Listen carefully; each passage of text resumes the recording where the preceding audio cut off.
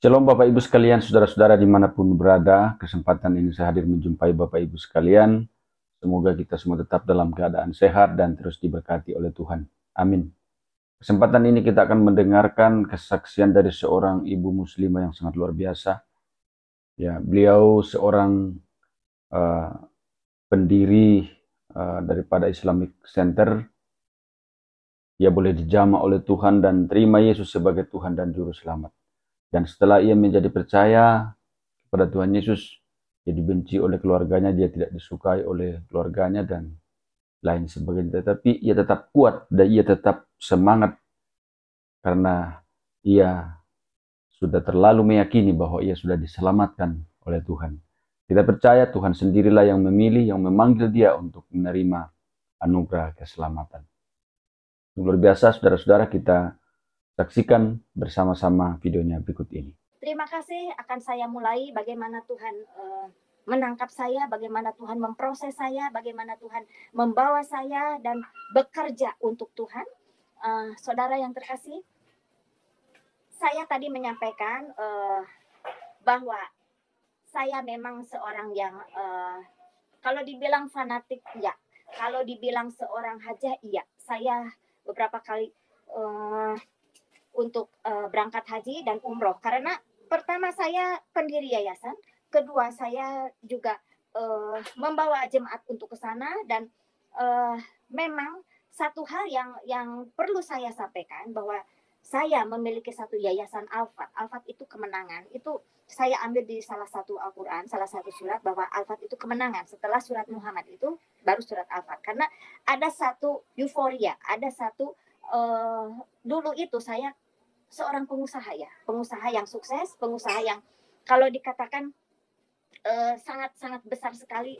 Saya punya dana dan antusias bahwa saya harus mensyiarkan agama saya waktu itu, dan saya membawa jiwa-jiwa ke hadapan Tuhan saya yang dulu, dan bagaimana saya satu kemenangan untuk saya, satu hal yang membuat saya bahwa ini harus terjadi. Satu kesombongan juga, sebagai sosok manusia, satu kesombongan, yang mana pertama saya tidak suka kekristenan, kedua saya sangat tidak suka dengan Tuhan Yesus, dan ketiganya satu ambisi. Saya ini orang Sunda, saya ingin Jawa Barat kalau perlu, dan umumnya orang Sunda tuh agak sulit untuk menerima Tuhan Yesus, tuh agak sulit karena kekeh gitu ya. Satu hal yang bukan saya bicara untuk hal yang yang disampaikan seperti itu, tapi saya katakan di sini kalau misalkan di situ agak sulit untuk menyampaikan hal seperti itu. Jadi ada satu keinginan di mana saya ingin kalau perlu mengislamkan mereka, kalau perlu mereka itu tunduk kepada Tuhan saya, Allah Subhanahu Wa Taala itu. Tapi dalam satu hal, saya dengan dana yang ada, saya dengan satu ambisius, saya dengan satu kesombongannya bahwa ini akan terjadi. Itu kan rencana manusia. Itu kan rancangan saya sebagai manusia, di mana banyak karyawan saya yang tadinya juga seorang anak Tuhan, karena mereka kerja untuk saya, akhirnya bagaimana saya untuk, kalau sekarang kayak penginjilan ya, kalau dulu itu kalau dikatakan saya seorang hajah, ustazah, dan ada satu power. Jadi perempuan ini jadi satu kekuatan gitu. Diberikan jabatan, diberikan pekerjaan, tapi kayak kamu harus ikut saya. Jadi sambil estafet juga untuk syiar di sana ya. Dan banyak juga yang mereka akhirnya ikut jadi mu'alaf gitu. Tapi dalam hal itu saya belum mengerti. Dan ada satu kemenangan bahwa ini saya bawa kepada mereka, termasuk arsitek saya. Kenapa? Saking saya emosinya, saking saya ambisinya, karena waktu saya cerita, saya waktu itu punya dana dari mana ya. Pertama saya punya suami itu meninggal, dia meninggalkan beberapa harta juga, dan saya seorang pekerja keras juga. Jadi ada hal saya mengumpulkan, dan ada satu misi di mana untuk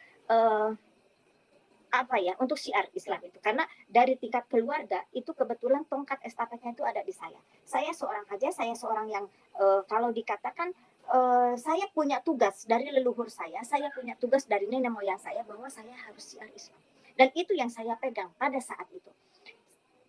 Sampai akhirnya di mana saya ada ada tablik akbar, di mana apalagi ini nih setelah mau menjelang puasa seperti ini, itu tablik akbar yang namanya safari Ramadan dan lain-lain sebagainya. Itu saya tidak pernah berhenti. Terkadang di depan gereja pun saya pasang spanduk, saya simpan di situ dengan judul tablik akbar siapa ya yang keren-keren. Di mana saya pada saat itu ada satu join dengan habaib-habaib, join dengan apa itu organisasi Islam yang cukup besar pada saat itu. Kita kan punya power, biasa kan kalau ada dana, ada kekuatan, ada power, jadi apapun sepertinya dunia itu bisa kita kendalikan. Sampai suatu saat ada tingkat satu keinginan besar saya sebagai manusia, ini kalau cuma di Jawa Barat saja, sepertinya saya membutuhkan sesuatu hal yang lebih besar lagi. Akhirnya saya sering ke berbagai daerah, bantu pesantren-pesantren, dan itu sangat fly sekali hingga saat ini di mana di situ ada kegiatan ministry untuk kekristenan. Terkadang di depannya itu dibangun satu pesantren, dan entah bagaimana itu bisa secepatnya itu bisa selesai gitu. Sementara yang kita punya saat ini harus bergumul dulu, harus berdoa dulu. Terkadang kita udah bagaimana, tapi memang kembali lagi anak-anak Tuhan itu dilatih kesabarannya yang luar biasa. Ya, karena saya pernah main di jalur hijau. Jadi saya tahu kenapa pesantren cepat bangun. Karena ada satu kekompakan dimanapun. Kita bisa lihat ada satu hal di bagian mana ada sedikit aja masalah, sepertinya satu dunia bisa membantu. Ya, saya tidak menyampaikan hal itu, tapi ini kita realita. Dan itu kenapa bisa sampai terjadi? Karena saya pernah hidup di jalur hijau itu. Nah, saudara yang terkasih, malam ini saya akan sampaikan itu sekelumit perjalanan saya. Bagaimana saya bisa membangun Islamic Center? Karena satu ada ambisi, kedua ada satu kesombongan di dalam diri, ketiganya ada satu hal yang saya dipakai untuk syiar Islam. Seperti itu. Yang mana akhirnya hal itu harus terwujud. Karena seolah-olah saya membaca di dalam kitab saya yang lama, kita berjuangkan untuk yang di sana, untuk si doi juga yang di sana, kan? Apapun kita lakukan, termasuk dana, termasuk itu kan satu jihad ya. Jihad itu bukan perang aja, tapi kita dengan dana, dengan apapun itu. Sampai saya itu karena seringnya saya pergi ke daerah Arab, karena satu saya memang sering ibadah haji juga, umroh juga. Nah, ada satu keinginan di mana saya yang tadinya cuma yayasan biasa, tapi karena ada dana, ayo kita mulai dengan puasa, saya ingin membangun Islamic Center. Awal dari situ. Dari seringnya pergi ke Middle East, akhirnya saya dikenalkan dengan seseorang pengusaha di daerah Uni Emirat Arab. Kalau udah dengar nama itu pastilah wah gitu kan. Ini negara kaya, negara minyak gitu loh. Nah, saya pun begitu, waduh, saya bilang gitu, oke lah dikenalkan, yuk kita ke sana, kita promosi Yayasan Al-Fat ini, kita ajukan proposal. Saudara yang terkasih, kita kan mengajukan proposal, kita mencari investor, kan seperti itu. Ini bukan hanya untuk siar lagi, tapi karena saya sebagai businesswoman, itu ada bisnis juga gitu. Nah, kita ini yang mengajukan proposal, itu bukan hanya sekedar proposal saja. Ibaratnya kita mencari dana bantuan dari luar, nggak mungkin dong, nggak punya meja. Dan mereka, mereka akan membantu. Begitu disampaikan, mereka akan membantu yayasan saya untuk Islamic Center, dan mereka juga antusias dengan saya menyampaikan itu. Mereka minta master plan, proposal. Seperti apa misi dan visi saya, seperti apa Islamic Center itu, kedepannya untuk apa, bla bla dan sebagainya. Nah, saya juga kan tidak pernah sampai sejauh itu. Saya rembukan dengan tim saya bicarakan dengan arsitek saya, ternyata dananya itu cukup besar sekali. Untuk membuat proposalnya aja itu pada tahun sekitar 2002-2003 itu udah cukup mahal gitu. Satu buku aja itu sudah nilainya 30 juta waktu itu. Tapi karena rasa keinginan, karena rasa ambisiusnya saya, akhirnya oke deh kita bikin. Terus Bu, ini untuk cash flow begini-begini. Oke, sampai akhirnya tanah goyang pun, saya kan mencari tanah yang luas gitu. Luas karena mau dibikin beberapa item gedung. Itu banyak sekali ya. Kalau di sana kan di organisasi sana kan yang udah besar tuh pasti ada laskar-laskarnya juga. Nah, itu juga seperti itu gitu. Jadi ada rentetannya ke situ di mana nanti ada masjidnya, ada rumah sakitnya dan lain sebagainya. Ada pelatihan untuk pekerjaannya juga. Ternyata begitu di ini kan, Bu katanya ada tanah untuk soil test. Oke, soil test itu kan itu tanah orang, tanah goyang. Oke, nanti saya sampaikan kepada ahli warisnya, tanah ini mau saya beli. Oke, dia kasih waktu. Oke, Ibu kalau mau panjar. Oke, kita kan mau soil test nggak mungkin dong tanah orang dicongkel-congkel tanpa ada panjar, tanpa ada apa. Saya sampaikan, kita mau ada rencana Islamic Center seperti itu. Akhirnya dipersilakan. Bikinlah itu proposal, bikinlah kita ajukan ke Uni Emirat. Dan untuk bikin proposal juga nggak sembarangan. Di situ kan ada beberapa item yang memang harus saya lakukan, termasuk bikin rumah sakit. Saudara, saya juga tidak pernah tahu bikin rumah sakit seperti itu. Ternyata harus ada Mars. Mars itu manajemen anggaran rumah sakit, saudara, bukan Mars planet ya. Saya juga Mars apa? Ini Bu, Mars itu karena kita bikin rumah sakit itu seperti hotel, restoran, dan bengkel. Ada memang ya restoran itu kan kita pasien kasih makan 3 kali sehari, kasih ini dan itu. Oh, seperti itu. Hotel itu kan seperti nginepnya, itu harus diperhitungkan. Dan bengkel itu dokter itu kan kayak montir dan alat-alatnya semuanya. Begitu dihitung-hitung, oh, itu bayar Marsnya aja waktu itu 2M. 2M cuman ngotak-ngatik seperti itu. Dan sampai ke angka seperti itu. Akhirnya udah beres di sini, apapun saya lakukan dengan dana saya yang ada, saya jual ini, jual itu, sampai saya pinjam ke teman juga. Satu hal ya, karena ambisi.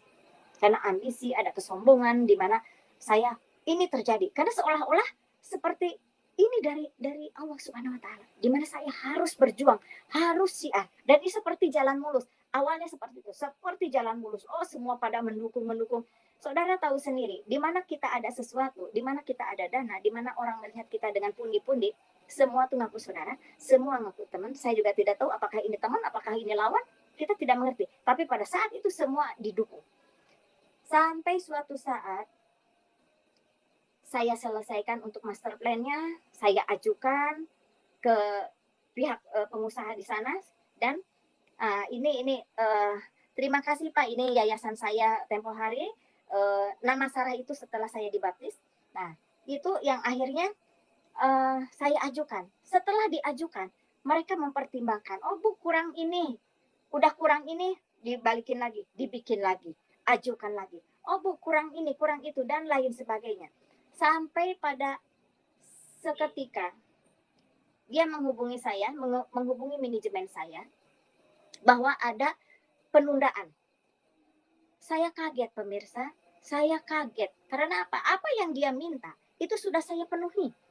Apa yang mereka, oh ini kurang ini, udah saya betulkan. Sampai arsitek saya berkali-kali mengulang, sampai manajemen saya tuh betul-betul prepare yang bagus untuk itu. Dan mereka mengatakan dengan mudah, ini ada penundaan.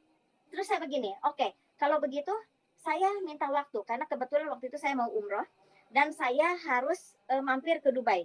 Nah, di Dubai itu akhirnya kami bisa bertemu dengan mereka. Saya membawa tim ke sana, karena pada saat saya waktu di sana ya, Bapak Ibu, itu perjalanan hidup saya, dan itu siar saya juga, di mana ada beberapa arsitek yang tadinya juga anak Tuhan, tapi setelah kerja dengan saya, akhirnya mereka nikah dengan yang lama saya itu, dengan keimanan saya yang lama. Terus mereka akhirnya jadi mualaf, itu akhirnya saya bawa ke sana umroh seperti itu ya. Nah, itu perjalanan saya itu. Tuhan mengampuni saya juga, tapi dalam hal ini saya juga tidak mau disalahkan 100% saudara, karena saya tidak mengerti. Pada saat dulu itu memang betul-betul saya seorang jihad untuk syiar ya. Jadi saya juga tidak mau disalahkan 100% saudara, tidak. Tapi inilah proses saya. Saya mengakui ini karena itulah perjalanan saya. Sampai akhirnya saya di Dubai, saya ketemu dengan mereka, tetap mereka menyampaikan bahwa ini ada penundaan, dan saya katakan, penundaan berapa lama? Karena apapun yang sudah saya lakukan, ini bukan hal yang murah. Saya sudah menyampaikan segalanya, saya sudah membayar banyak hal, bahkan saya pun hampir, kalau dikatakan udah habis-habisan. Tolonglah mengerti. Nggak mungkin apa yang Anda minta sudah saya berikan. Jadi berapapun, apapun yang sampai saya ibaratnya jual-jualan, dijual semua aset yang ada hanya untuk memenuhi satu program ini. seperti itu. Dia hanya menyampaikan tidak bisa dilanjutkan, beginilah begitulah. Saya bilang saya minta kepastian. Waktu ketemu dengan pengusaha dari Emirat itu ya, waktu di Dubai saya sampaikan ya atau tidak gitu, karena jangan sampai pulang ke Indonesia dengan tangan kosong dan dengan di PHP seperti itu. Kalau anak muda sekarang bilang di PHP, saya tuh nggak bisa begitu, ya atau tidak. Terus kata mereka dengan tegas tidak laksana. Terus Anda selama ini mempermainkan atau bagaimana? Tidak. Tapi karena banyak hal juga di antara mereka, jadi tidak bisa investor itu mengalirkan dana ke saya. Otomatis kan kalau dana mengalir ke saya dengan nilai yang begitu besar, otomatis harus melibatkan pemerintah. Ya, gimana melibatkan pemerintah? Tahu sendiri lah ya, saya nggak mau ngejelasin yang bagaimana, mereka juga ada kepentingannya juga. Saya cuma bisa bilang kalau hal itu bisa saya sampaikan dengan pihak kami, saya bilang gitu. Tapi tetap dia tuh nggak mau. Ya, memang seperti itulah jalannya. Tapi apa saudara yang saya alami? Saya itu tidak ada satu orang pun yang bermimpi untuk jatuh, ya kan? Semua orang bermimpi untuk sukses. Semua orang bermimpi untuk number one. Tapi pada saat itu, saya begitu masuk ke tempat ruangan saya hanya bisa melamun, kok bisa seperti ini ya? Apa yang salah? Sampai saya mengatakan, Tuhan ini belum selesai. Saya tetap ini belum selesai. Seperti suntikan itu baal gitu. Belum selesai, ini pasti masih bisa dilanjutkan. Akhirnya apa? Saya coba ajukan dengan tim. Besok sehari kita meeting lagi dengan mereka. Pasti ada perubahan gitu. Karena kita masih ambisi ya saya itu. Pasti sebelum kita pulang ke Indonesia, kita sampaikan lagi. Mungkin dia ada perubahan atau bagaimana. Mereka ketemu lagi dengan kami dan saya sampaikan, tolonglah, saya bilang gitu.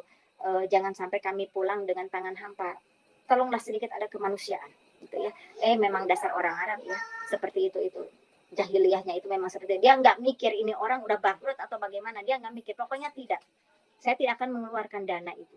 Dana yang dikeluarkan hanya perjalanan saya, dia ganti. Aduh, saya bilang kalau perjalanan pada saat itu memang saya juga ada duit ya. Hanya ganti itu aja. Saya mengatakan, saya udah habis-habisan loh. Saya pulang ke Indonesia itu betul-betul kolaps. Anda berpikir tidak seperti itu? Karena saya sampaikan waktu itu kan saya punya dana itu dari almarhum suami, saya bilang itu. Sekarang saya dari mana lagi saya punya dana? Dan itu untuk perjuangan saya bilang itu. Dia tetap tidak bisa. Akhirnya ya sudah. Kita juga nggak bisa lama-lama di sana karena kan kita tamu. Pulang ke Indonesia itu dalam pesawat antara ya dan tidak. Sampai ke Indonesia saya masih berpikir oleng, masih bagaimana, meskipun ada manajemen, nggak apa-apa Bu, mungkin kita ajukan lagi, saya harus stop. Nggak ada yang harus diajukan lagi. Karena kalau diajukan lagi, ada perubahan lagi, saya harus bayar kalian juga. Nah mereka kan cari duit. Nah sementara saya bagaimana? Saya melakukan ini semua bukan karena untuk mereka juga, tapi untuk saya juga. Tapi ternyata pada saat itu betul-betul cut. Bagaimana kalau saudara ada di posisi saya? Nggak laki, nggak perempuan. Kita sudah habis-habisan. Kita sudah memberikan yang terbaik untuk yang di sana, yang di atas, dan kita sudah berjuang untuk si doi. Hasilnya apa? Padahal saya percaya dengan kitab saya yang lama, di mana kita berjuang, berjihad dengan dana, upaya, pemikiran, dan lain sebagainya.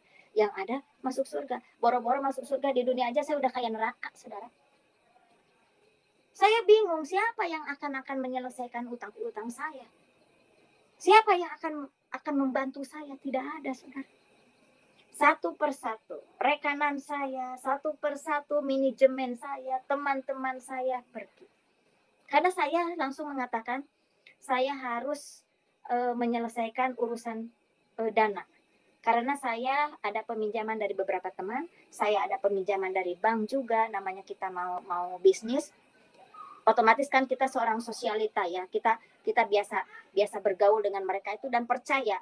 Uang berapapun percaya karena saya punya aset-aset ini loh ini. Jadi fresh money itu cepat sekali dan saya punya tanggung jawab, saya harus mengembalikan secepatnya.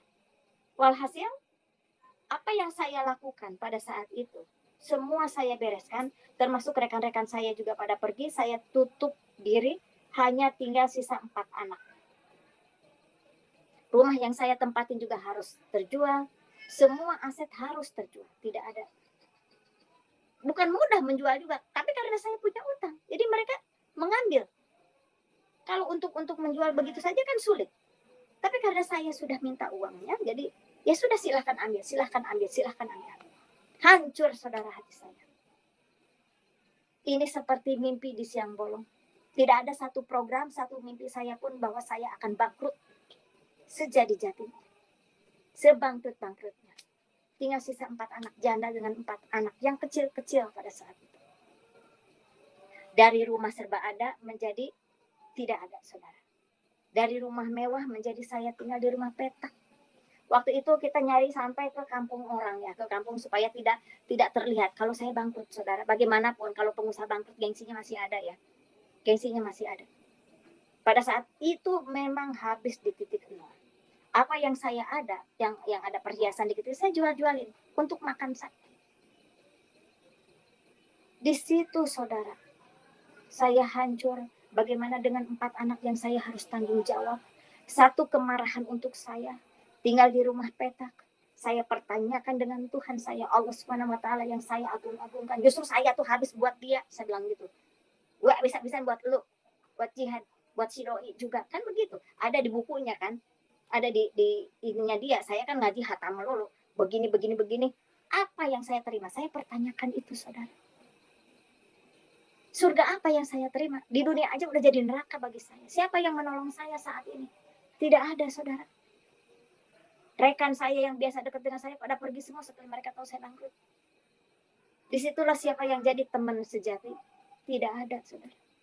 Hanya satu, tetangga saya yang dulu sangat baik. Sampai saat ini. Itu dia membantu bagaimana nasi saya, bagaimana anak-anak saya. Sampai saya tinggal di rumah petak yang harga 80.000, rumah-rumah petak gitu loh, yang los seperti itu. Di kampung, depannya tuh tempat sampah. Saking ngumpet, saudara. Saking malu saya. Saking hancur hati saya. Mau kemana saya tidak tahu. Saya rajin sholat, saya rajin puasa. Ibadah itu udah seperti apa ya, saudara. Tapi pada saat itu, saya pertanyakan kepada Tuhan saya. Tiap malam saya sujud, saya tahajud ya. Saya berdoa, saya telepon dengan rekan-rekan saya. Jawabannya apa? Mungkin Ibu Haji salah jalan kali. Enak aja itu orang ngomong. Mungkin Ibu Haji salah kali niatnya. Emang lu tahu apa? Kan gedek banget gitu. Padahal sebelumnya lu makan aja dari duit gue kan gitu. Kalau kasarnya.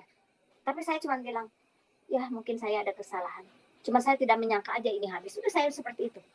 Sampai akhirnya saya marah, baju gamis, baju muslim yang biasa rapi, udah kayak apa tuh. Saya buang semua. Betul-betul saya seperti ini. Mereka bukannya sibuk membantu saya, malah sibuk ngomong gosip biasa lah seperti itu. Kok lihat tuh Bu Haji sekarang udah nggak pakai kerudungan. Mereka tidak pernah bertanya, ini orang udah makan apa belum? Ini anak-anaknya bagaimana cara menghidupinya? Nggak ada yang nanya, saudara. Yang mereka sibukkan bagaimana baju muslim saya, bagaimana kerudungan saya. Tapi nggak apa-apa, itu kehidupan mereka. Sampai pada suatu malam saya sholat tahajud, saya sudah hopeless ya. Saya hanya menyampaikan kepada Tuhan saya, ya Allah, saya bilang itu, ini sholat saya yang terakhir. Terserah besok mau ke surga mau ke neraka, saya nggak peduli. Saudara bisa dibayangkan, dari sekian miliar yang saya punya, sisa uang 15.000. Bisa kebayang nggak, saudara? Perhiasan udah habis, baju yang bagus sudah diloak-loakin, udah dijual ke loak. Berapa duit sih jual ke loak? Baju lagi second. Yang penting bisa menghidupi anak saya 4 orang. Nggak main-main. Sisa uang 15.000 perak. Dulu masih Indomaret aja masih baru. Saya cuma berpikir, saya punya rencana membunuh anak-anak saya dan saya pribadi. Saya udah nggak sanggup, saudara. Nggak sanggup, betul-betul tidak ada yang membantu saya. Cemoohan, hinaan, dan lain sebagainya. Saya hanya terpukau, saya menjerit kepada siapa. Untuk kepada yang satu pun yang di atas saya udah nggak percaya. Gara-gara lo duit gue habis kan begitu. Gara-gara jihad gue ini untuk syiar ini habis. Apa dia menolong? Tidak juga, jungkir balik juga sholat. Dia nggak bantu saya. Saya hampa sendiri. Hanya melihat anak yang menangis, kadang lapar, tidur dalam kondisi lapar. Aduh, saudara saya menghadapi hal itu beberapa tahun yang lalu. Sampai akhirnya, satu malam itu yang saya katakan, saya punya uang 15.000 dan saya habis sholat tahajud. Ini sholat saya yang terakhir. Besok mau ke surga, mau ke neraka, saya nggak peduli. Begitu besoknya, saudara, saya udah nggak be lagi, saya datang. Saya beli obat serangga. Saya nggak mau nyebutin produknya, orang nggak di-endorse kok sampai hari ini juga. Ngapain promoin? Saya beli yang cairan itu. Waktu itu harga masih 8.000 atau berapa ya. Saya punya uang 15.000. Saya cuma berpikir, saya akan menghabiskan anak-anak saya dan terakhir saya. Hanya itu aja yang ada di pikiran saya. Mau apa lagi? Udah nggak ada yang bisa saya makan, saudara. Kedepannya seperti apa? Gelap. Gelap benar-benar. Tidak ada celah sedikit pun satu terang. Yang ada, games is over. Saya harus mati saat itu. Saya harus bereskan diri saya dan anak-anak saya. Bagaimanapun seorang ibu yang hidup sendiri.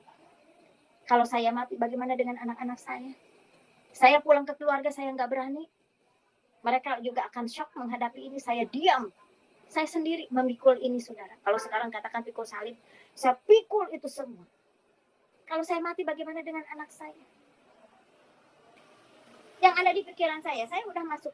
Saya masuk ke rumah petak itu. Saya menunggu sampai malam. Biasanya anak-anak tuh malam sambil bercanda, sambil ya namanya anak kecil kan nggak ngerti. Yang ada di pikiran mereka waktu saya pindah ke rumah petak itu, Bu, mainan aku mana? Buku aku mana?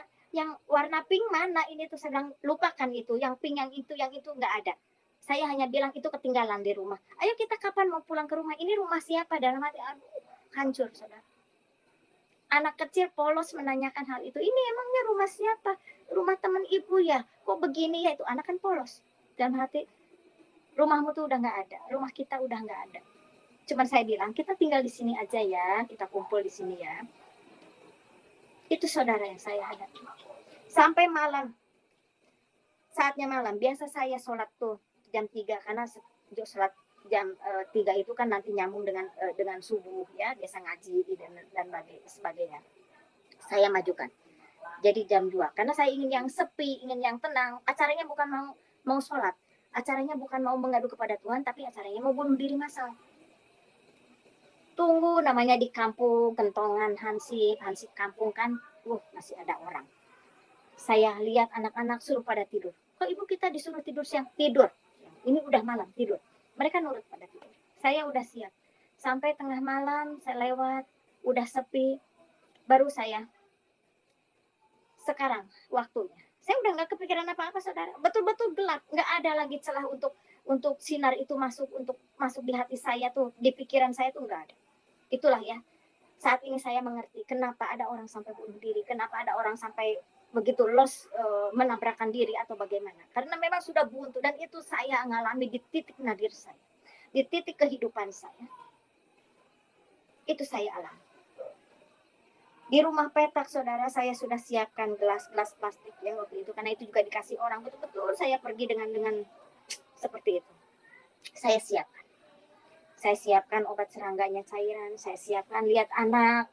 Saya antara tega dan enggak, kalau mereka tidak mati, siapa yang ngurus mereka? Lebih baik mereka ikut saya.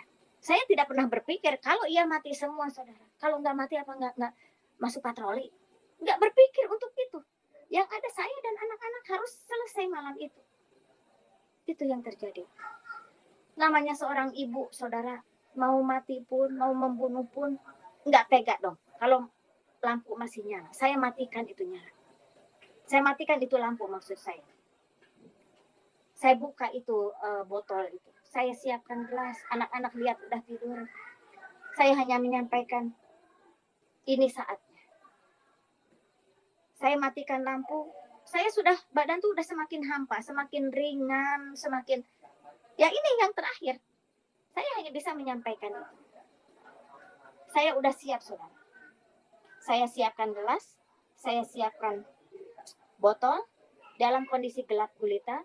Begitu dikucurkan air, saudara, dalam kondisi gelap, antara saya ini kan bukan seorang pemimpi, saya ini bukan sedang tidur. Seseorang mau bunuh diri kan nggak mungkin tidur, saudara, itu namanya mimpi. Itu saya benar-benar dalam kondisi hidup, dalam kondisi dengan gelas, dalam kondisi botol, di mana saya mau membunuh diri. Tapi apa yang terjadi, saudara? Begitu air itu mengucur ke gelas saya, di depan saya ada sosok berbaju putih, berjubah putih begitu. Dia menyampaikan dengan tangannya, datanglah ke rumahku, maka aku akan menolongmu. Ini saya kan orangnya yang cukup keras juga. Saya hanya mengatakan, kenapa Tuhannya orang Kristen yang datang? Tuhan saya mana? Allah Subhanahu wa taala saya mana? Si doi mana? Dia menyampaikan lagi, datanglah ke rumahku, maka aku akan menolongmu. Saudara, itu saya simpan itu gelas, saya simpan botol, saya tutup mata, saya menangis, saya istighfar, saudara, dari ayat kursi, ayat 5, ayat 7, ayat 15, doa pengusir setan, doa pengusir hantu, apapun itu. Mungkin saya stres, mungkin saya depresi yang sudah terlalu dalam, mungkin halusinasi atau bagaimana. Saya hanya bisa menangis di situ dengan keringat, dengan bau obat cairan, dengan saya kebingungan, saya menutup mata, tapi apa yang terjadi, tidak ada apa-apa. Tapi yang sosok berbaju putih pun itu sudah tidak ada. Tapi pada saat dia ada, begitu terangnya di dalam ruangan saya, saudara, percaya atau tidak percaya, terserah. Tapi pada saat itulah sosok di mana yang menolong saya. Yang pertama menolong saya. Satu hal yang dia tinggalkan di dalam diri saya, harapan.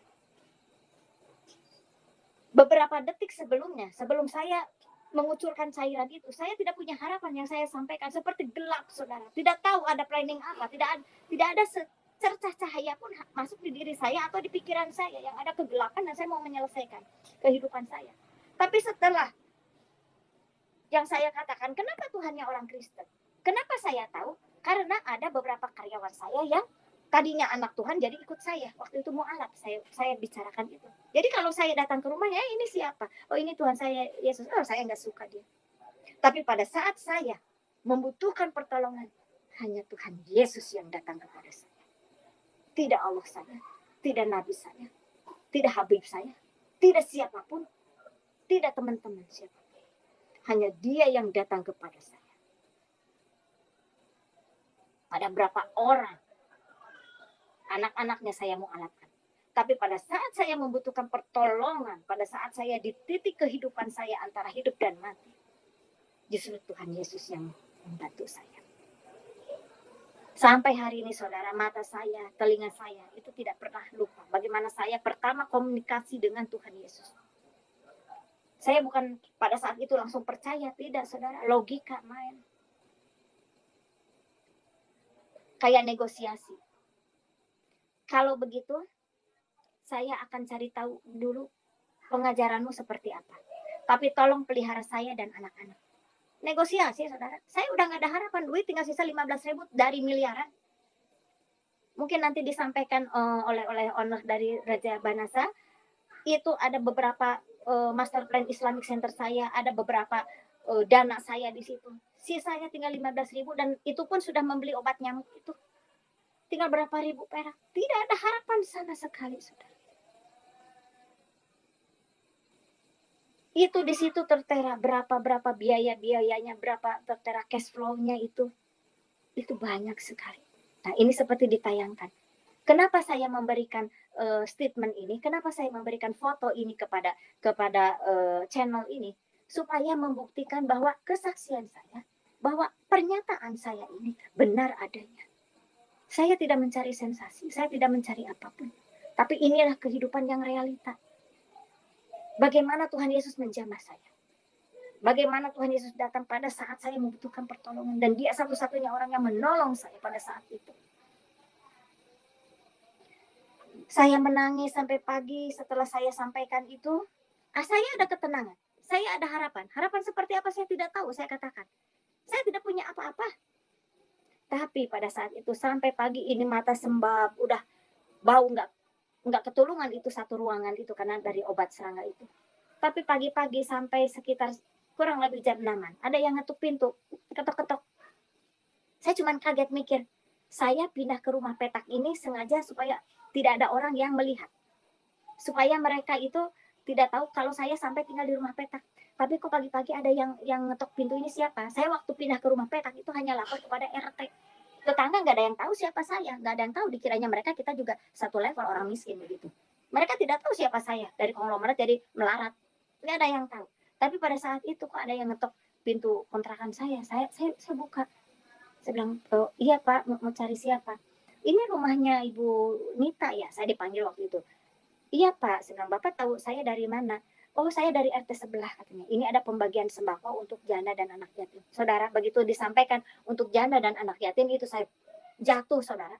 Dulu saya seorang janda kaya, sering memberikan santunan kepada anak-anak yatim, anak-anak duafa, dan janda-janda miskin. Sekarang saya dikasih kresek, dikasih bungkusan. Ibu kan janda dan anak yatim. Isinya apa, saudara? Sembako. Ya seperti itulah isinya ya, sembako. Dan ada amplop. Begitu saya buka, isinya 25.000.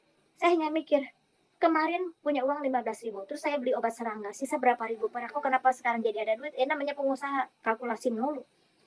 Saya cuman mikir, ini siapa bapak ini ya? Kok tahu-tahu ngasih bingkisan ke saya? Udahlah, saya harus ngasih makan anak juga. Saya nggak bisa ngasih makan, sudah udah habis.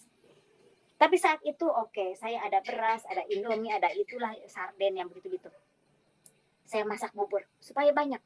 Saya kasih itu makan anak-anak. Anak-anak nanya begitu bangun pagi, Bu, kok ini bau apa ya? Kayak bau obat nyamuk. Iya, ada obat nyamuk tumpah gitu.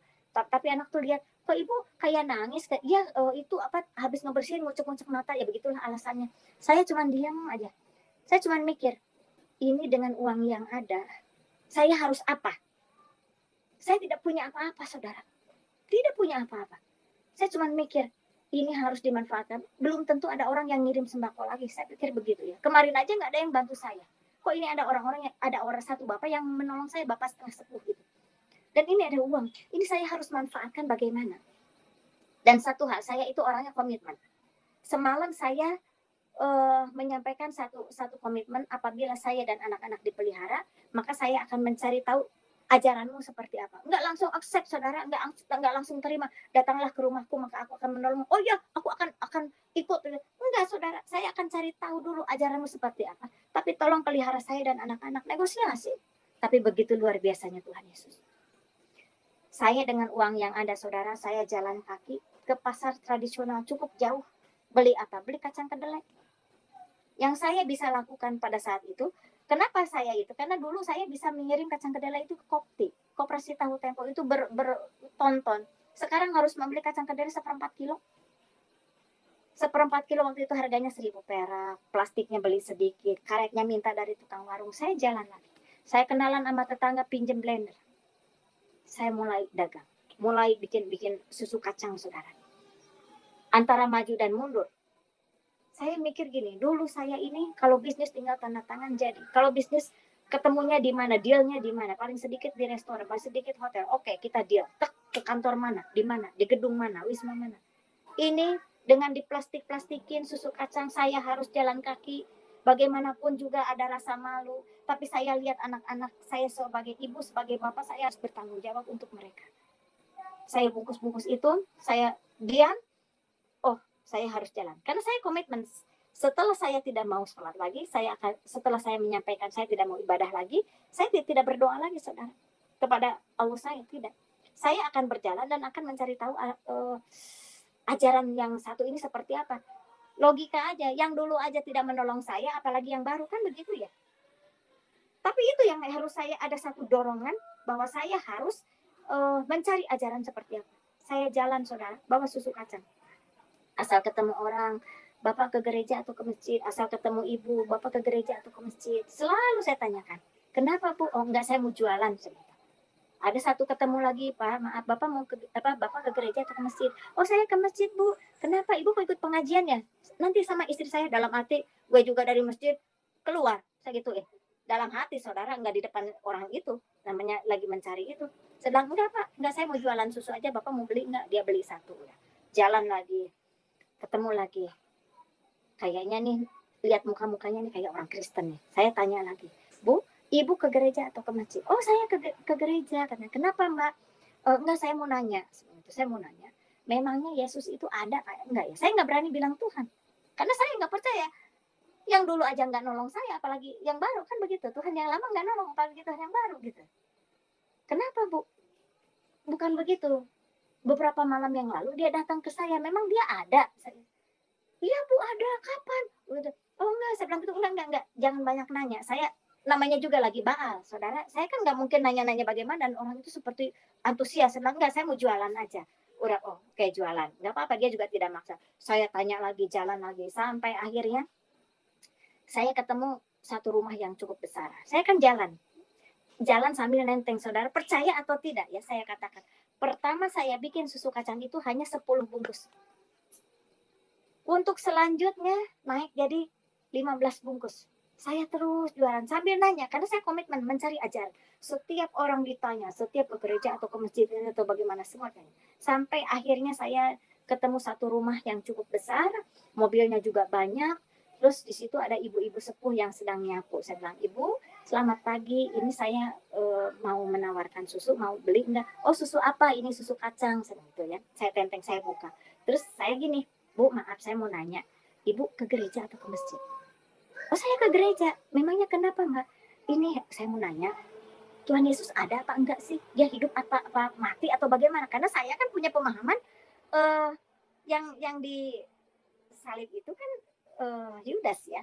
Terus Tuhan Yesus itu kan nggak ada gitu. Yang ada kan Isa Masih, dan itu juga terangkat hidup-hidup kan di langit yang ketiga gitu. Sok tahu banget ini Bu Haji juga gitu ya.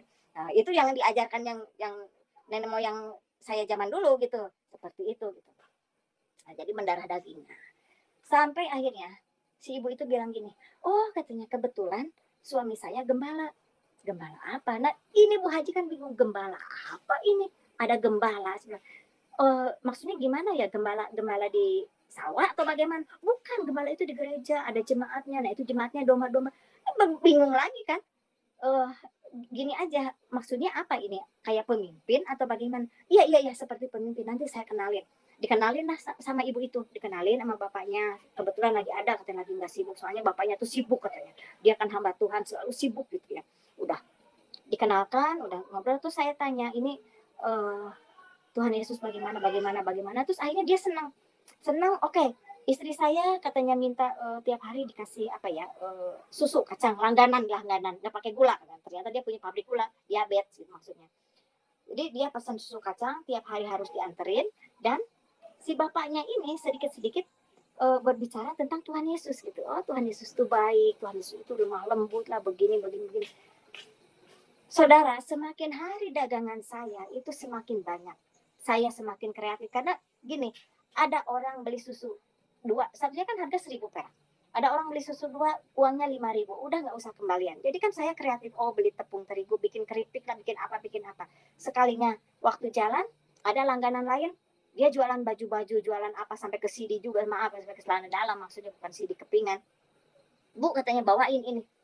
Itu diberkati benar-benar. Saya baru paham bagaimana Tuhan Yesus memberkati saya. Dari orang waktu itu kan tidak percaya. Waktu itu kan saya hanya mencari ajarannya. Tapi bagaimana penyertaan, pemeliharaan Tuhan itu sempurna. Dan dia tidak ngotot harus percaya ke saya, harus dibaptis baru diberkati. Tidak. Waktu itu saya kan komitmen mau mencari ajarannya dulu.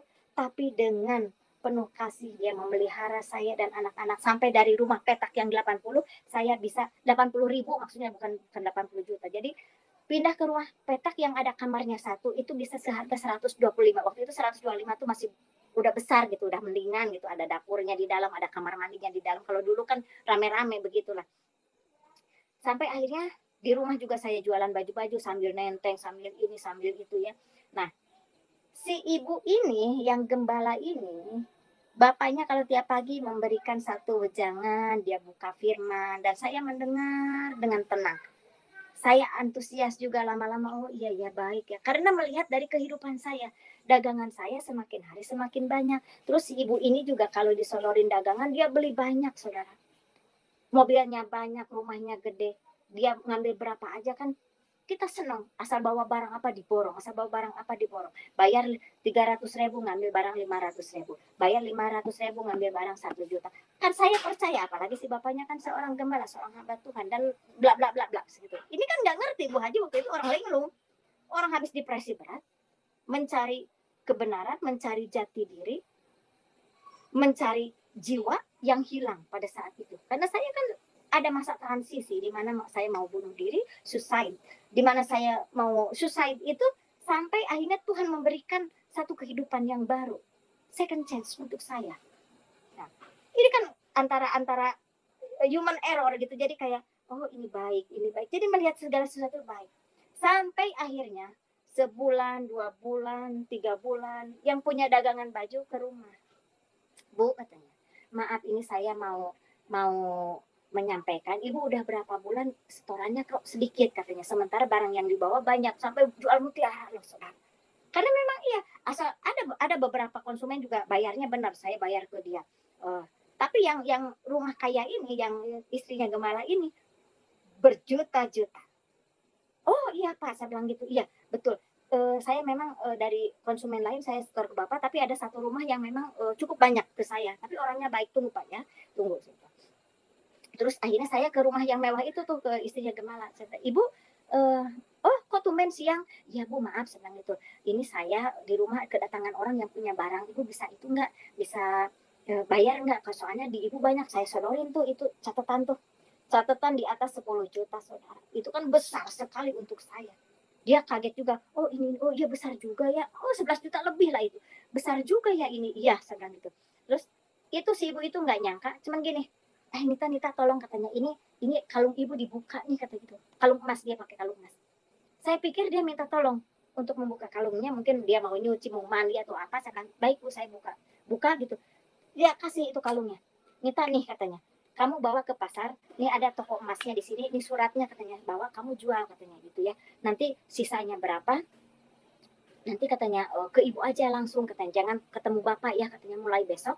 Ini ada amanat dari si ibu itu. Saya bilang, Bu, saya bukan mau jual-jual barang orang, Bu. Saya bilang, saya mau nagih uang aja. Masa saya harus ke pasar ngejualin kalung ibu? Saya bilang gitu. Enggak, saya nggak ada uang. Dia kasih uang saya tuh sedikit, sekitar 300.000 lebih, dan kasih kalung emas itu. Akhirnya apa? Saya langsung ke pasar, saya ini kan, ini kok saya bilang ada suratnya, ini ada kalungnya mau dijual. Udah cuma dapat berapa juta gitu ya. Akhirnya udah saya pulang lagi, Bu, ini uangnya dapat segini. Ya udah kamu bawa katanya. Udah dikalkulasi gitu. Ibu masih kurang 7 juta lebih, ini bagaimana ya saya seperti itu, orangnya udah ada. Terus akhirnya gini, ya nantilah pasti saya bayar kata si ibu itu tuh. Tapi tolong katanya, mulai besok katanya, kamu jualannya jangan ke pintu depan katanya, langsung aja ke dapur ya. Kalau di dapur kan pasti ketemu ibu katanya gitu. Kalau kalau di depan itu kan bapak biasa, Nita kan diajar Alkitab katanya baca di situ katanya gitu. Jadi pasti bapak ada di situ. Iya iya, soalnya kan bapak itu hamba Tuhan, dia katanya gembala, dia itu pendeta, jadi nggak boleh dengar hal-hal seperti ini. Oh iya, saya kan mikirnya gini, maaf aja saudara ya, kalau di tempat saya dulu itu kan boleh poligami, boleh halal haram itu kan sama ya. Yang penting katanya apa? Ya itu kalau kepepet kan jadi halal kan gitu ya. Ya yang hal seperti itu gitu. Jadi poligami aja boleh gitu. Saya cuma mikir, oh berarti kalau di Kristen itu seorang gembala hamba Tuhan itu betul-betul hidupnya harus kudus. Karena memang selalu disampaikan begitu, harus kudus, harus benar dan sebagainya. Oh berarti acara utang piutang istrinya aja nggak boleh sadar gitu. Iya soalnya kan bapaknya itu hamba Tuhan katanya, nggak boleh dengar hal seperti ini. Oh iya iya baik Bu. Saya ini dengerin. Mulai besok saudara saya itu jalannya tuh langsung ke dapur. Kalau mau ke dapur itu kan berjejer mobilnya tuh 4 biji. Otomatis kan setiap bayangan itu kan rumah itu kaca. Jadi kalau mau ke dapur otomatis pasti kelihatan saya jalan juga mau ngumpet kemana emang situ putarannya. Asal itu ke dapur lagi, asal itu ke dapur lagi. Nah, sekalinya waktu saudara memang memang semuanya harus terjadi dan ini satu, saya anggap ini satu didikan dari Tuhan. Begitu saya ke dapur, yang buka pintu itu bukannya ibunya, bukan istrinya, tapi si bapaknya itu, bapaknya gembala itu, suaminya itu yang hamba Tuhan. Dia buka pintu. Katanya Mbak Nita kok tumben-tumben katanya terus-terusan, saya tunggu di ruangan katanya untuk menyampaikan kabar berita katanya untuk belajar katanya tentang Tuhan Yesus begini. Kok kenapa sekarang beberapa hari ini ke dapur katanya gitu. Saya cuman ini ya, saya ini megang amanat agung ya dari istrinya bahwa bapaknya tuh nggak boleh dengar utang, nggak boleh dengar dagang-dagang kredit seperti ini. Saya cuma nggak ada apa-apa Pak. Saya cuma mau nyari istri bapak aja, mau nganterin susu. Oh ya, ya sini katanya susunya diambil. Terus saya kan agak kayak orang bingung ya, Pak, itu istri bapak kapan dia pulangnya jam berapa? Itu kalau lagi ke sekolah katanya nganterin cucu saya kata gitu pakai mobil yang satunya. Oh iya, mobilnya bercecer. Oh iya, kira-kira pulang jam berapa ya? Memangnya ada apa katanya? Nggak ada apa-apa. Saya mau ketemu istri bapak aja. Saya tuh masih menahan, masih menahan. Sampai akhirnya dia bilang gini, istri saya punya utang berapa? Saya kaget saudara. Ih, sakti ya. Saya pikir saya belum ngomong aja dia udah nanya istri saya utangnya berapa kata gitu. Tapi minitnya tuh udah beda. Saya cuma bilang ini nama Tuhan apa sakti ya? Dan kok tahu saya belum ngomong aja dia udah tahu. enggak Pak, saya mau ketemu istri Bapak. Bilang katanya, berapa? Katanya. Saya sambil gemeteran, ini Pak catatannya seperti dia gitu. Itu saudara saya juga kaget. Yang biasa bicara tenang, biasa lemah lembut, pokoknya 9 buah roh mungkin ada di dia semua. Cuma satu buahnya yang tertinggal. Itu yang dari Taman Safari keluar semua. Keanggotaan Taman Safari keluar semua. Mungkin dia member di sana kali. Begitu nggak lama datang tuh mobil, keluar istrinya. Wah, langsung dari situ saudara, betul-betul ini seorang anggota Taman Safari. Keluar semua itu, saya cuma bengong aja. Si bapak ini biasa kalau bicara Tuhan Yesus itu pemaaf, begitu kasih, bla bla bla dan sebagainya. Ini ke istrinya sendiri. Wih, itu dari benar-benar deh. Sampai saya kaget. Terus saya hanya bisa bilang begini, gini aja deh Pak, masalah Bapak dan Ibu mungkin mau berantem silahkan nanti dilanjutkan. Cuman ini masalah utang piutang, ini bagaimana dengan saya? Saya harus bertanggung jawab. Saya nggak mau tahu, saya nggak mau bayar ini semua katanya gitu. Bukan urusan saya. Saya itu kalau ngomong juga nggak tega ya. Kalau kaos yang dipakai si Bapak Gembala juga itu kaos utangan saya. Kalau saya mau mempermalukan, tapi kan saya nggak bingung gitu yang ada. Waduh ini di atas 7 juta saya harus menanggung utang sementara si ibunya udah nangis-nangis, si bapaknya ngamuk-ngamuk, keanggotaan Taman Safari keluar semua. Sementara si bapaknya juga pakai kaos yang istrinya memang sangat mencintai suaminya, dia beliin baju kreditan dari saya, si suami kan tinggal pakai, mana tahu dia yang dipakai juga dari saya. Akhirnya saya pulang saudara, saya keluar, saya diam di depan rumah itu di pinggir jalan. Saya nangis saudara, ini masalah apa lagi?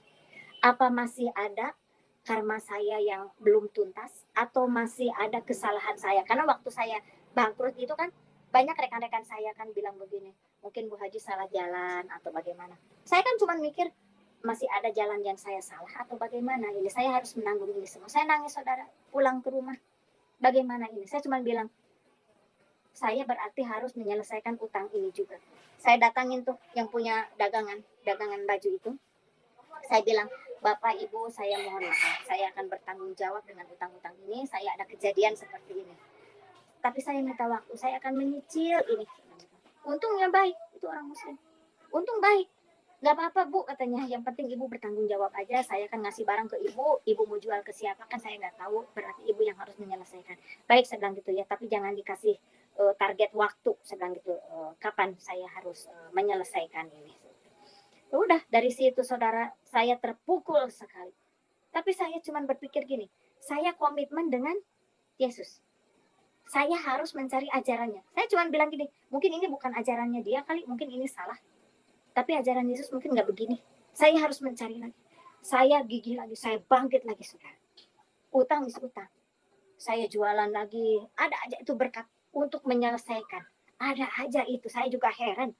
Sampai akhirnya saya juga ketemu orang Kristen, ada ibu sepuh yang dia langganan juga, akhirnya dia undang saya ke persekutuan. Saya bilang persekutuan apa? Nanti ibu katanya di sana ada kesaksian. Kesaksian itu harus apa ya? Saya ceritakan bagaimana pertemuan saya dengan Tuhan Yesus. Saya ceritakan itu, oh ini bagus ada kesaksian. Nanti ceritakan katanya. Waktu itu diundang di salah satu duta besar dari Rumania yang baru kembali ke Indonesia. Jadi ada ucapan syukur. Nah, ada beberapa persekutuan doa yang diundang. Jadi mereka ada persembahan doa, ada nyanyi atau pujian lah gitu. Terus dari yang ngundang ibu saya itu ibu-ibu yang ngundang saya itu harus menyampaikan kesaksian. Nah kita kan dari Muslim nggak tahu kesaksian macam apa. Pokoknya ibu nanti cerita aja bagaimana ketemu Tuhan Yesus, ceritakan. Ya baik cerita. Itu bagaimana Tuhan memberhentikan saya yang jualan saudara ya. Itu ada Tuhan itu luar biasa. Saya udah ngerendam kacang nih habis saya diundang di salah satu duta besar dari Rumania itu. Saya ceritakan aja itu. Si Bu Haji Ember tuh blak-blakan gitu. Seperti ini. Itu tamu yang ada yang nangis, ada yang haleluya. Yang bingung saya lagi saudara, lah kok ada yang seperti ini, saya bilang gitu. Saudara ini kan saya ketemu dia, saya bilang gitu. Kenapa saudara bicara? Iya Bu, katanya kami di Kristen itu kalau ada sesuatu yang luar biasa dengan Tuhan Yesus itu luar biasa. Haleluya, puji Tuhan gitu. Bengong aja Bu Haji itu udah liar-liar juga gitu. Tapi ya udahlah biarin lah, saya kan udah cerita, udah. Saya nggak ngerti kan kesaksian itu. Pokoknya ceritakan ketemu Tuhan Yesus. Dari situ saudara, asal saya udah ngerendam kacang, saya pikir besok jualan lagi. Ternyata enggak. Ada yang minta nomor telepon, terus saya diundang kemana. Ada yang saya baru ngebungkus-bungkusin, ada orang ke rumah, ibu di mana rumahnya? Oh saya di rumah di kampung, saya bilang gitu. Dia datang, pingin tahu benar apa enggak di rumah gitu. Iya, dia borong susunya, nggak tahu diminum apa dibagikan, kita nggak ngerti. Pokoknya itulah cara Tuhan memelihara saya sampai akhirnya saya dikenalkan sama salah seorang. Saya masih penasaran karena gini, saya itu tipikal orang yang saya harus melihat sendiri, harus dengan mata kepala sendiri, siapakah itu, ajarannya itu seperti apa. Apalagi saya udah merasa dibohongin, ujuk-ujuk ketemu hamba Tuhan yang seperti itu, dari halus menjadi kasar gitu ya, dan itu harus saya nikmatin gitu. Sampai akhirnya saya datang ke kedutaan Vatikan, saya untuk menanyakan siapakah itu Yesus. Dia datang ke saya waktu itu, saya ketemu orang dengan pede, saya ketemu apalah security di situ. Ibu mau ketemu siapa? Saya mau ketemu duta besar di sini. Waktu itu orang Polandia tuh, duta besarnya. Oh duta besarnya nggak ada bu, katanya sedang pulang kampung. Dia uskup katanya gitu ya, apa pastor apa uskup gitu ya. Dia sedang pulang kampung katanya ke Vatikan gitu. Nanti saya kenalkan dengan salah satu biarawati katanya, dengan salah satu suster kepala di sini. Oh iya iya, saya nungguin. Udah gitu datang ibu-ibu sepuh gitu. Terus dia nanya, Mbak katanya, ada apa katanya, ke sini katanya, apa yang bisa saya bantu? Baik, orangnya tuh sangat baik. Saya bilang, ibu, saya kan nggak manggil suster, ibu boleh saya tanya, ini bapak duta besarnya ada apa enggak? Maklum lah, kenapa saya nanya duta besar? Karena saya sering ketemu dengan para pejabat gitu ya, karena dulu kan seperti itulah posisi saya ya. Jadi ketemu duta besar, ketemu ini itu pengusaha itu udah biasa. Jadi target saya itu duta besar. Iya katanya duta besar kami sedang tidak ada, dia sedang ke Vatikan katanya, ada acara apa dengan paus katanya gitu ya. Terus saya cerita, sebelang ibu saya mau cerita ya, memangnya Tuhan Yesus ada? Iya, Tuhan Yesus itu Tuhan kami begini. Enggak bu, saya mau cerita. Saya ceritakan itu saudara, A, B, C, D, bla bla, sampai saya bagaimana ditipu gembala, bagaimana saya mau minum racun, lagi susternya yang kaget sampai, oh haleluya katanya. Aduh terima kasih Tuhan Yesus, terima kasih Bapak, terima kasih katanya Bunda Maria, saya sampai jadi suster kepala seperti ini udah sepuh, belum pernah katanya ketemu Tuhan Yesus. Malah begitu, saya hanya bingung aja, kok begitu ya, berarti bagaimana itu katanya. Jadi Tuhan kami itu luar biasa, dia bisa datang kepada siapapun katanya, termasuk kepada Mbak itu, dia datang kepada orang-orang yang dikasihnya. Tapi saya percaya dengan iman saya percaya kepada Tuhan Yesus. Tapi Mbak melihat dengan sendiri, menyatakan sendiri kepada Mbak itu udah luar biasa. Oh saya bilang, jadi harus bagaimana, saya harus bagaimana. Dia ngasih surat, ini saya kasih surat, nanti Mbak ke itu katanya, ke gereja katedral katanya gitu, ke gereja katedral, nanti surat ini sampaikan kepada Romo di sana. Oh iya iya, saya ambillah itu surat, di amplopin. Udah langsung saya tuh, besoknya saya harus ketemu. Saya datang ke katedral, begitu datang langsung udah banyak lilin, ada patung juga, kan kaget. Yang namanya juga tahu sendiri kan, di masjid nggak ada yang begitu kan, tenang sajadah aja sama speaker gede deh gitu ya, sama toa gitu. Itu juga di luar gitu. Nah ini datang udah lilin banyak, udah ada patung, saya bingung ini boleh masuk atau tidak, ini halal atau haram, kan begitu namanya Bu Haji, mau nginjak juga ini halal atau haram atau bagaimana itu paket gitu ya, paket seperti itu. Tapi saya harus mengantarkan surat ini, saya ketemu orang di situ, saya mau ketemu Romo, harus ini. Akhirnya dibawa satu ruangan, ketemu dengan bukan romonya tapi ada salah satu pastor lah di situ ya. Nah udah saya kasihkan, saya bilang, Bapak ini ada surat dari kedutaan Vatikan. Oh iya mana katanya, ini juga dari suster di sana. Oh iya baik saya. Terus hanya begini, terima kasih kepada Tuhan, anaknya sudah tiba di rumahnya gitu ya. Karena saya juga cerita bagaimana Tuhan Yesus itu mengatakan datanglah ke rumahku. Pastor itu hanya bilang, terima kasih Tuhan Yesus, anakmu sudah sampai di rumahmu. Cuman begitu. Saya kan bingung lagi, ini ada apa dan bagaimana. Saya tidak puas. Saya tetap tidak puas, namanya orang udah tercabik, lagi mencari kehidupan, lagi mencari ajaran yang benar, tahu-tahu dihadapkan dengan satu permasalahan justru dari hamba Tuhan itu sendiri. Aduh luar biasa. Tapi bukan juga kalau saya tuh tidak stagnan, langsung lari dan mencari kebenaran itu lagi. Akhirnya setelah itu saya diam, udah ketemu kan, nggak bisa lama-lama bicara dengan pastor, dengan itu nggak bisa. Saya keluar, duduk di bawah pohon, saya diam aja di situ, banyak orang berdoa, ada ini ada itu. Akhirnya saya ketemu salah seorang bapak, Saya bilang, ibu mau nunggu siapa, cari siapa? Saya bilang, saya nggak cari siapa-siapa, saya mau cari Tuhan Yesus. Saya cuma itu, saya mau cari Tuhan Yesus. Si bapak itu kaget, cari Tuhan Yesus bagaimana ya? Oh, soalnya dia datang ke saya bilang, saya harus cari dia. Itu cari bagaimana? Karena belum ada kepuasan, belum ada klik gitu. Saya sulit sekali gitu. Karena memang nggak mengerti. Sampai akhirnya bapak itu bilang gini, oh nanti saya punya teman katanya. Saya punya teman, dia namanya, saya punya teman di Rawamangun, namanya Bapak Steve. Nanti saya kenalin. Terus saya tanya, dia pastor atau pendeta? Oh bukan, dia teman saya, kata bapak ini tuh. Sampai akhirnya dia nggak ketemu lagi dengan saya, tahu-tahu ada salah seorang bapak yang menghubungi saya. Apakah ini benar? Katanya, maaf saudara, ini ribut karena saya outdoor ya, outdoor di luar. Saya hanya menyampaikan, ini saya dengan Steve katanya gitu. Saya tanya, bapak ini pendeta ya? Karena saya udah kayak trauma karena yang nipu saya tuh istrinya pendeta gitu. Sampai akhirnya saya punya utang gitu. Bapak pendeta? Oh bukan katanya. Oh terus bapak siapa? Oh enggak katanya, saya mau ngobrol aja. Oh seperti itu. Bapak tinggal di mana? Oh saya tinggal di Rawamangun. Dia ngundang saya untuk datang ke rumahnya. Baik ngobrol. Terus saya bilang, di mana? Oh saya jauh katanya, pokoknya patokannya begini gini katanya, nggak usah takut nanti pulangnya saya kasih ongkos, kata bapak itu. Oh iya baik, nggak apa-apa, saya bilang gitu. Nanti saya akan cari tahu. Saya kan gigih saudara, gigih mau mencari siapa itu Tuhan Yesus, bukan mencari siapa itu Tuhan Yesus yang sebenarnya, ajarannya seperti apa, seperti dipotongkan. Jadi akhirnya saya datang, saya ketemu dengan bapak Steve ini.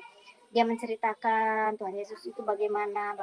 Saya belum connect dan saya hanya aduh kok bingung ya, kok inilah itulah. Sampai saya bilang, doain aja deh, mungkin saya perlu tenang, perlu istirahat. Akhirnya udah didoakan, nggak lama. Cuma saya bilang, ini doanya juga kok sebentar, tapi nggak apa-apa lah. Saya bilang gitu, yang penting doa saya aminkan aja. Udah gitu saya pulang. Sampai akhirnya saudara, saya di situ mulai deh orang mulai kasakusuk karena saya juga sudah jarang ke masjid, saya jarang ketemu orang muslim, saya ini dan itu, dan mulai gosip ya. Gosip itu kan cepat sekali. Mulailah dari situ orang dari Dewan Dakwah panggil saya, dari MUI panggil saya, rekan-rekan saya panggil, dari teror, dari marahnya mereka, sampai akhirnya mereka manggil saya dengan niat baik, dalam arti, ibu katanya, lebih baik ibu kembali katanya, ngapain cari-cari agama lain, itu kan nggak benar katanya gitu ya. Kembali lagi lah, Islam itu kan agama yang diridhoi, bagi yang sempurna dan lain sebagainya katanya gitu. Kalau perlu ya kami ada proyek, kata mereka tuh, untuk membujuk, tak usahlah kata mereka tuh untuk ikut-ikutan jadi orang kafir. Kami akan memberikan proyek untuk ibu, jangan sampai masuk kepada kekristenan yang nggak jelas. Saya bilang gitu. Maaf ya Pak ya, saya bukannya menolak proyek, saya bukannya menolak apapun, biarlah saya hidup seperti ini, saya jalani ya. Sebetulnya saya bukan ikut Kristen, sebetulnya saya bukan masuk ke Kristenan, sebetulnya saya bukan masuk ke Kristus, saya juga tidak mengerti, tapi justru Kristus yang masuk di hati saya.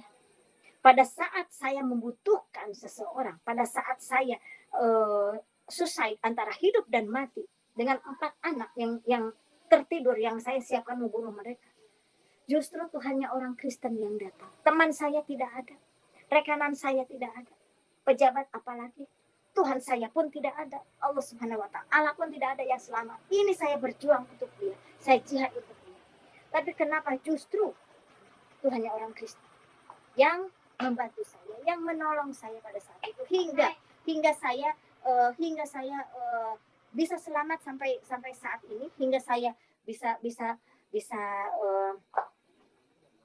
untuk berkarya sampai saat ini. Dari situ saya menyampaikan terima kasih kepada Tuhan, tapi saat itu saya belum dibaptis, belum ada apa-apa, belum memikirkan hal-hal lain, di mana waktu itu saya hanya berpikir suatu saat saya akan mengerti siapa itu Yesus yang sesungguhnya. Suatu saat saya akan memahami siapa itu dia yang sesungguhnya. Sampai akhirnya udah mulai kasakusuk, udah mulai dipanggil ke sana kemari, sampai dengan Bapak Steve itu, bagaimana dia cara menolong saya. Udah katanya, ibu, kami akan membantu ibu, tolonglah saya, ini saya harus bagaimana lagi. Sampai disitulah saya bawa ke satu tempat. Waktu itu saya dibawa ke Ambon, saya tidak mengerti pakai apa, pakai lion itu ya, pesawat lion yang masih orange itulah gitu, yang kayak metro ini bunyinya masih gitu. Saya bingung, saya di sana, saya juga mau apa, saya tidak mengerti, sampai kayak semacam ini apa yang terjadi dengan saya. Saya dipertemukan dengan salah satu hamba Tuhan yang luar biasa urapannya, yang luar biasa mujizatnya ya. Dia hidup sederhana, dia memberikan satu hal bagaimana saya harus memahami. Dia tidak memaksakan, tapi bagaimana saya bisa memahami. Dan disitulah satu pergumulan, saya diberikan satu pergumulan, bagaimana saya menyerahkan hidup saya, bagaimana saya menyerahkan sakit hati saya. Orang kan bangkrut itu kan sakit hati, saudara. Bagaimana menorehkan hati saya di hadapan Tuhan, dan disitulah saya bisa mengatakan bahwa Tuhan Yesus, saya menerima Engkau sebagai juru selamat saya. Saya bisa accept, saya bisa receive itu Tuhan Yesus dengan segala dengan segala ujian yang diterima. Tapi saya menemukan bagaimana ajaran Tuhan Yesus yang luar biasa dari seorang Bapak yang sepuh itu, yang dengan sederhana menyampaikan, enggak dengan kalimat yang aneh yang membuat saya sakit kepala karena pusing, enggak ngerti. Tapi dengan kalimat sederhana saya bisa menerima Tuhan Yesus di hati saya. Bagaimana saya bisa menerima dan mengatakan, Tuhan Yesus, Engkau Allah saya pada saat itu. Di situ saya dibaptis, saya diberikan nama Sarah, dan ya agak bingung juga, tapi ya itulah nama yang sampai saat ini kenapa nama saya lebih terkenal dengan Sarah Nita. Itu juga ada ceritanya, saudara. Pada saat pulang dari Ambon itu, saya pikir akan menjadi pengusaha yang besar. Saya pikir akan menjadi pengusaha kembali lagi gitu, akan besar lagi. Ternyata tidak, saudara. Saya hidup seperti itu, tapi bagaimana penyertaan dan pemeliharaan Tuhan. Saya diundang ke setiap dari gereja satu ke gereja lain. Dari situ orang mencari sampai akhirnya saya pelayanan sampai ada salah satu hamba Tuhan dari salah satu gereja di Kebayoran. Dia dengan datang, waktu itu saya kembali ke Makassar dan saya kembali lagi ke Jakarta. Dia nelpon saya dan menghubungi saya. Bu, katanya, bagaimana kalau saya katanya memberi sedikit bantuan untuk Ibu untuk untuk Ibu sekolah teologi ya, supaya bisa mengenal Tuhan Yesus itu lebih dalam lagi. Karena begini, kalau Ibu terus-terusan dipanggil ke sana sini, kesaksian, lama-lama orang menjadi, benar juga sih, itu banyak kejadian ya. Orang menjadi yang akhirnya tadinya kesaksian benar, akhirnya ditambah, akhirnya menjadi satu kayak entertain gitu ya.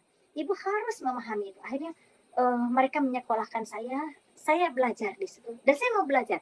Egonya tuh dari ego yang egosentris, dari yang begitu selfish, sampai akhirnya Tuhan kikis juga, bukan mengikisnya yang pelan-pelan, saudara. Bagaimana Tuhan meredam saya, bagaimana Tuhan melenyapkan step by step ego saya, sampai akhirnya hidup saya menyerahkan kepada Tuhan saya seutuhnya, Tuhan Yesus yang dahsyat, yang luar biasa.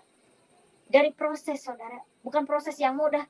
Bolak-balik dipanggil kepolisian, bolak-balik dipanggil MUI, bolak-balik Dewan Dakwah, bolak-balik dipanggil habaib, menyatakan seperti itu. Saya tetap mengatakan, saya tidak masuk Kristen, saya tidak ikut Kristus, saya tidak masuk ke dalam kekristusan, tapi Kristus masuk ke dalam hati saya. Itu ucapan saya. Mau bilang apa?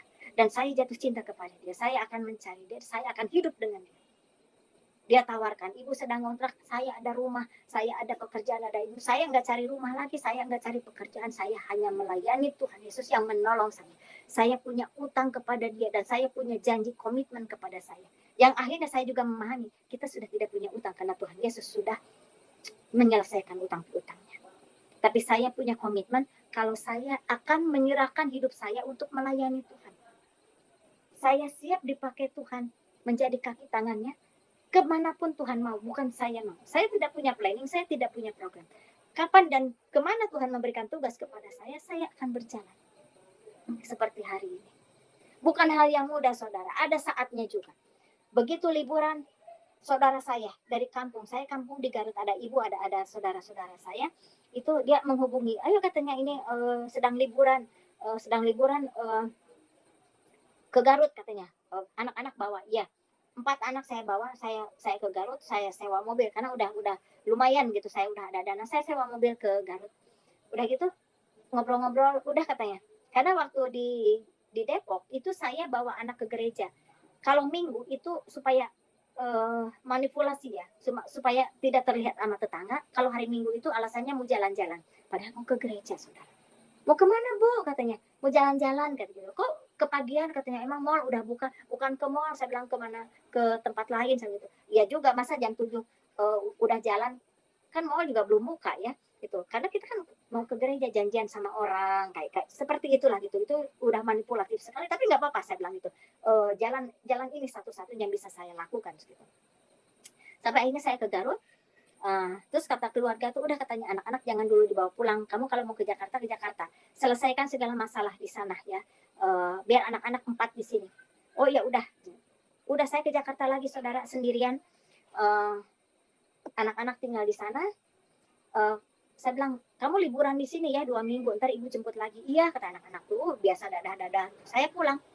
Belum juga 2 hari, kakak saya telepon. Ke Garut lagi katanya, ini ada perlu katanya. Ada perlu apa ya? Kan nanti 2 minggu, nggak usah katanya, sekarang aja ke Garut lagi katanya. Naik bis aja biar cepat katanya, nggak usah sewa mobil. Oh iya, udah saya bilang gitu, saya mau ke Garut aja sekarang. Udah, namanya sendirian kan, anak 4 di Garut. Saudara tahu apa yang terjadi? Begitu datang ke Garut, saudara saya, keluarga besar saya itu sudah kumpul, haji dan lain sebagainya. Namanya kita juga masih dari keturunan di sana, kumpul gitu ya. Silahkan katanya ke sini. Tapi muka mereka tuh udah seperti ada sesuatu, cuman firasat, oh ini kumpul mungkin ada hajatan atau apa atau bagaimana ya. Saya cuman gini, oh iya, gimana anak-anak, ngerepotin nggak? Nggak ngerepotin. Kamu duduk di sini, kata saudara saya tuh, kakak saya tuh.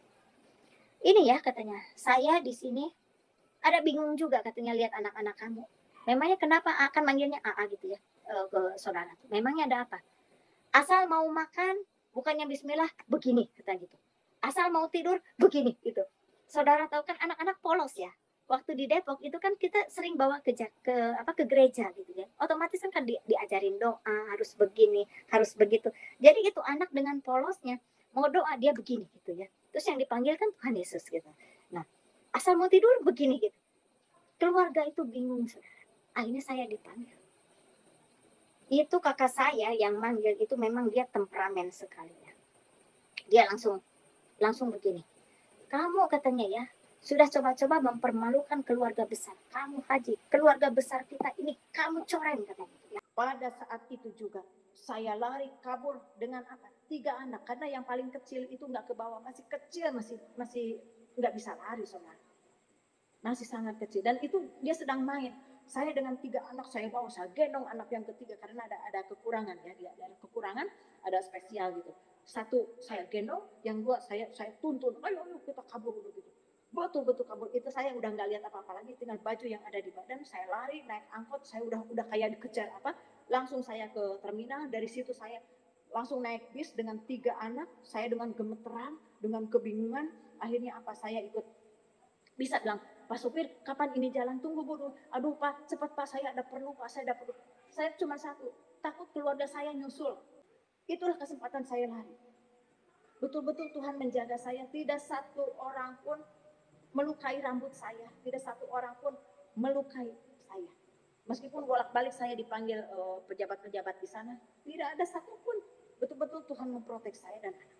Sampai akhirnya bis itu jalan masuk ke perbatasan, masih di perjalanan dari Garut ke Bandung itu saya masih gemeteran. Tapi begitu masuk ke Bandung, masuk tol, saya hanya bilang, Tuhan Yesus terima kasih, Tuhan Yesus terima kasih. Udah nggak bisa ngomong apa-apa lagi. Ini anak 3. Saya kembali lagi. Saya hanya diam, saya ceritakan semua yang pertama saya hubungin itu Bapak Steve, saya ada kejadian begini, ada kejadian begini. Dia hanya mengatakan, Bapak di surga sedang menjaga. Tuhan Yesus telah menjaga, jangan takut. Percayakan semua. Itu saudara, bagaimana saya punya kehidupan, bukan yang mulus yang Tuhan berikan, tapi ada paket yang harus saya lewatin. Tapi justru di balik itu, Tuhan menguatkan saya. Tuhan menguatkan saya. Bagaimana saya akhirnya bisa menempuh sekolah teologi juga. Akhirnya Tuhan memberikan 1 talenta lagi. Saya kan senang nulis, saya bisa jadi penulis. Akhirnya Tuhan saya bawa juga Tuhan membawa saya pada pelayanan penginjilan yang saya pikir tadinya jadi pengusaha lagi, ternyata Tuhan membawa saya untuk untuk pelayanan, untuk misi. Di situ saya ada keinginan karena saya sering berbagi kasih ya, sering ingat kepada fakir miskin dan lain sebagainya. Akhirnya saya ada keinginan, Tuhan, jika Engkau mengizinkan, saya ingin ada satu NGO lagi. Kalau yayasan lagi kan nanti identik seperti ada tandingan sebenarnya. Tapi saya ingin bekerja di mana saya tidak membicarakan satu agama. Karena kalau yayasan Kristen berarti otoritasnya Kristen. Tapi saya minta hikmat Tuhan, ternyata Tuhan memberikan satu foundation, satu yayasan juga foundation, tapi itu untuk tidak melihat satu agama aja. Jadi berbagai agama, suku dan lain sebagainya itu ada, dan ternyata indah. Dari situ ternyata Tuhan membawa saya dari Muslim, Tuhan cuci saya, Tuhan permandikan saya, Tuhan benahin saya, Tuhan membawa saya lagi ke tempat ini. Dari sini justru saya mendapatkan jiwa-jiwa yang harus ditolong, yang harus dibawa kepada Tuhan Yesus, bukan kepada saya. Itulah luar biasanya. Akhirnya saya membentuk satu NGO, Love and Life, di mana ada cinta dan kehidupan, itu dari tahun 2006 dan penuh pergumulan. Disitulah saya misi, dan Tuhan membawa saya ke berbagai pelosok juga. Tuhan membawa saya ke berbagai negara, tapi bukan di kota-kotanya besar. Tapi saya selalu dibawa ke perbatasan, dibawa ke pelosok-pelosok yang jauh juga. Jadi kalau misalkan, oh saya mau tugas kemana? Ke Bangladesh. Itu bukan, memang ya ke Dhaka. Tapi dari situ, udah disiapkan ternyata ke refugee, ke Rohingya. Saya ke sana juga. Saya tadi siang lupa share untuk foto-foto pelayanan. Mungkin nanti jika pimpinan dari Raja Banasa untuk mengundang selanjutnya, pede banget ya. Saya akan share di berbagai negara. Saya ke India, kemana, bukan untuk sombong saudara, tapi memang Tuhan membawa saya ke India, kan banyak Hindustan ya, ke area wilayah itu. Terus Tuhan membawa saya ke Middle East, tapi bukan hanya ke Arab lagi, bukan hanya ke Mekah, Madinah, Jeddah lagi, ke Jordan, ke Mesir, ke Palestina, ke Israel juga saya ninja ke Pakistan. Jadi Tuhan itu setelah saya datang ke Indonesia, justru Tuhan itu begitu rapi ya. Bapak di surga itu kalau mengelompokkan pekerjaan itu sangat rapi. Waktu saya ke India itu kelompoknya India, Nepal, Sri Lanka, Bangladesh, kayak begitu, kayak Hindi, kayak Telugu, yang begitu bahasanya. Begitu saya masuk ke Middle East, ya wilayah-wilayah seperti itu. Begitu saya masuk ke Singapura, Vietnam, Kamboja, Laos, jadi kayak udah di tahap-tahap seperti itu lagi. Sampai terakhir jauh ke Haiti, itu ke daerah Karibian, itu nanti saya kalau ada waktu lagi saya share pekerjaan saya di sana. Nah, itulah saudara bagaimana malam ini saya share untuk menyampaikan, dan saya juga mohon doa dengan setulus hati, doakan untuk pelayanan saya lagi. Mudah-mudahan ini kan corona udah selesai ya. Semoga Tuhan membawa saya lagi untuk misi, untuk pelayanan lagi kemanapun yang Tuhan inginkan. Karena selama saya pulang habis dari terakhir saya ke Haiti, terus kembali ke Pakistan, terus saya istirahat karena coronanya. Akhirnya saya, ya hamba Tuhan mau apa? Kan perkumpulan nggak boleh, gereja ditutup, kantor tutup. Kita kan bukan orang yang terima gaji, tapi Tuhan itu memberikan satu hal yang luar biasa. Saya kecil-kecilan di depan rumah juga jualan frozen untuk menghidupi saya juga dan pelayanan saya. Mohon doa juga, saya sedang sedikit ada orang memberikan tanah dan saya sedang sedikit membangun untuk NGO itu, untuk rumah singgah, untuk pelayanan misi saya juga. Kan selama ini kan tidak ada tempat untuk itu, jadi ya bertumpuk-tumpuk dengan jiwa saya, dengan badan saya. Dan terima kasih saudara.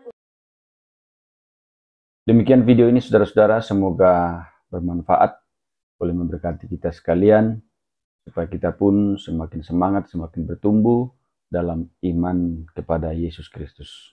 Jangan lupa terus dukung channel ini dengan cara like, subscribe, dan share, supaya saudara terus mendapat notifikasi video-video terbaru dari saya, dan terlebih channel ini akan terus berkembang ke depan dan menjadi saluran berkat bagi banyak orang.